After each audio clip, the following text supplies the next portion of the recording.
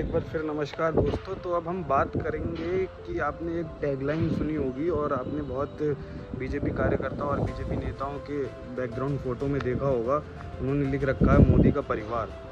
तो मैं आपको बताऊंगा कि वो मोदी का परिवार असल में है क्या और क्यों ये टैगलाइन सूट करती है, उसको एक आज आपको उदाहरण के साथ में समझाऊंगा। तो एक बहुत अच्छी बात पहले मैं आपको समझाऊं कि एक था वो परिवार जिसने अखिलेश यादव का परिवार जिसने मौजूदा स्टेज पे पब्लिक के सामने अपने पिता और अपने चाचा का अपमान कर दिया था, और एक है ये परिवार। अब सुनिए कहानी चिराग पासवान की। तो चिराग पासवान के पिता स्वर्गीय रामविलास पासवान जी का जब देहांत हुआ था, तो चिराग पासवान ने पार्टी की अध्यक्षता संभाली थी। जैसा कि आप सभी को पता होगा, एलजेपी पार्टी के वो अध्यक्ष बने थे। उसके बाद में क्या डाउनफॉल आया उनकी ज़िंदगी में, एक बात पे ध्यान दीजिएगा। उन्हीं की पार्टी के कार्यकर्ता और उन्हीं के रिश्तेदारों ने वहाँ उनकी पार्टी के विधायक और कार्यकर्ताओं को ले जाके उनकी पार्टी को कमज़ोर कर दिया, जिसके बाद में वो टूट चुके और मीडिया में बहुत ट्रोल भी हुए, बहुत उनकी बदनामी भी हुई। बहुत लोगों ने उनके बारे में उल्टा सीधा बोला कि वो बहुत बदतमीज़ हैं, घमंडी हैं, उनको बात करने का कायदा नहीं है।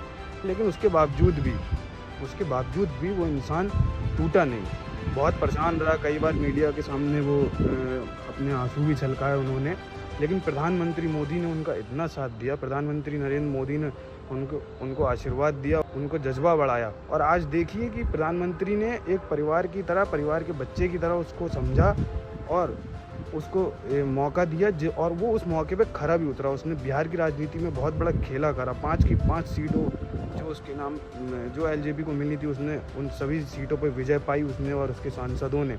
और इतना ही नहीं, बहुत बड़े मार्जिन के साथ में उसके पार्टी के सांसदों ने विजय पाई है। और आज वही चिराग पासवान, जिसको पूरी मीडिया ट्रोल कर रही थी, आज वही चिराग पासवान की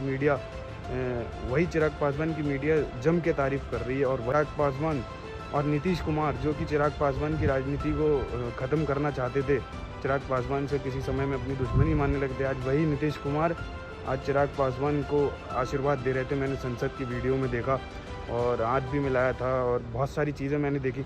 लेकिन इससे सीख ये मिलती है कि आप देखिए, कितने भी सब कुछ होने के बाद भी चिराग पासवान जो थे, उनकी ज़िंदगी में इतने डाउनफॉल आए। उनके पास राजनीतिक करियर भी था, उनके पिता के राजनीति में इतने मजबूत कदम भी जमे हुए थे, पैसा भी था, सब कुछ था। जबकि उनके पिता ने खुद